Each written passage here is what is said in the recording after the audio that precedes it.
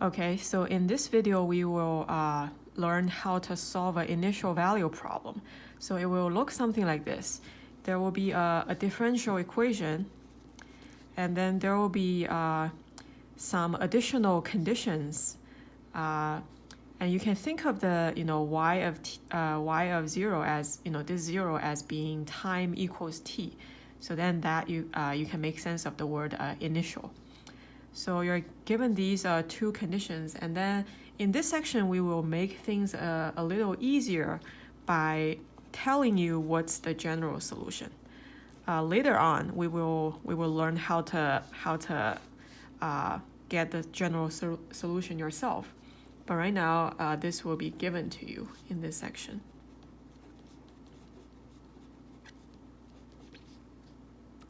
Okay, so then what you're gonna do is use these two conditions to find out what's the unknown value C1 and C2 are. So we these C1 and C2 we said they're constant. So with these two additional conditions, we will find out what's the value for C1, C2. And then two conditions and you have two unknowns. So you can kind of imagine we will end up having a system of two equations to solve for C1 and C2. So what do you do?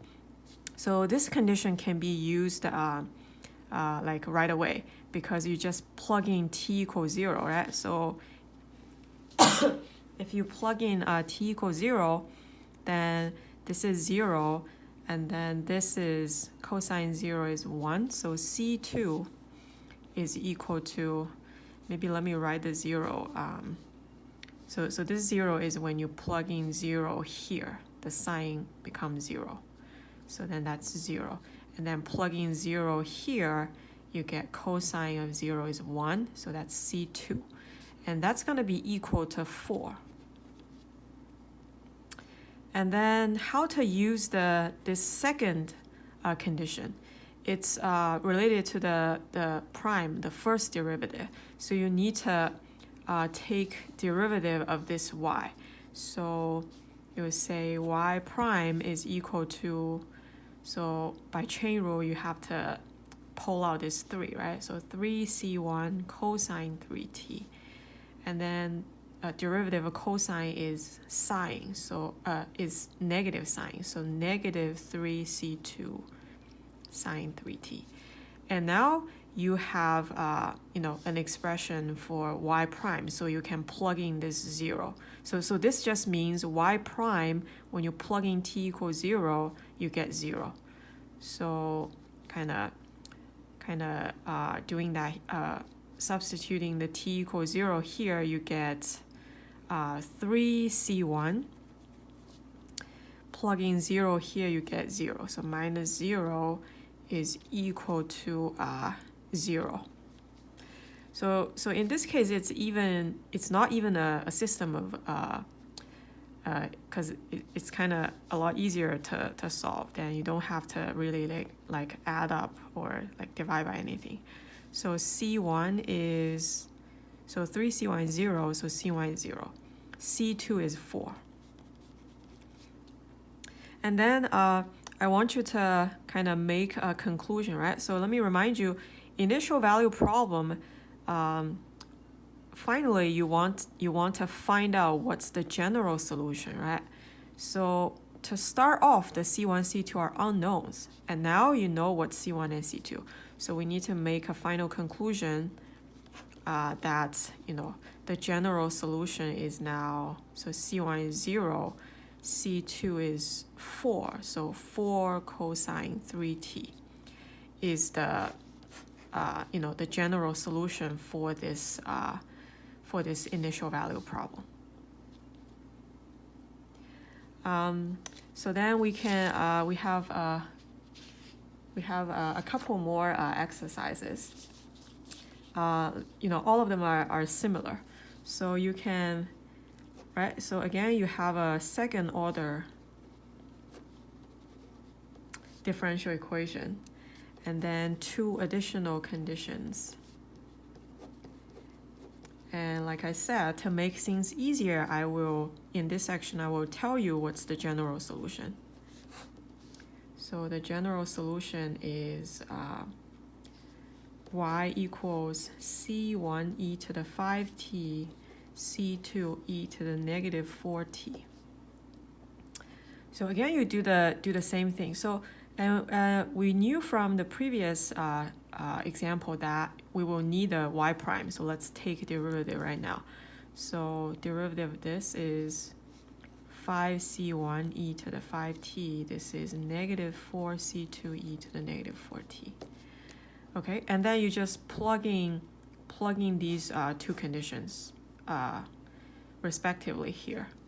So that gives you, plugging 0, e to the 0 is 1, so c1 plus c2 is equal to negative 3. And plugging 0 for this t, you get 5c1 minus 4c2 equals 3. So now you do have a system of equations. So for example, you can multiply the first by 4 maybe. So 4c1 plus 4c2 equals negative 12. So then for these two, you can add. If you add up these two equations, you get 9c1, and these 4c2 will cancel. And then negative 12 plus 3 is negative 9. So you get c1 is negative 1. And then you can plug this to any of these equations, and you will get c2 is equal to, if I plug in here, I get c2 is equal to negative 2. And then don't forget to make a conclusion. So then y is, so we care about what's the general solution, right? We know what's c1 and c2. So y is just, so negative 1 e to the 5t, negative 2 e to the negative 4t. And that's it for this exercise. So let's do one more, because this is really kind of the most important thing in this section. So let's do another exercise. Again, usually some differential equation usually second order. And this time you have a non-homogeneous, right? You have something on the right hand side, and two additional conditions. And then I'll give you the general solution, which is y equals c1 e to the 4t plus c2 e to the negative 4t minus t squared minus 1 over 8.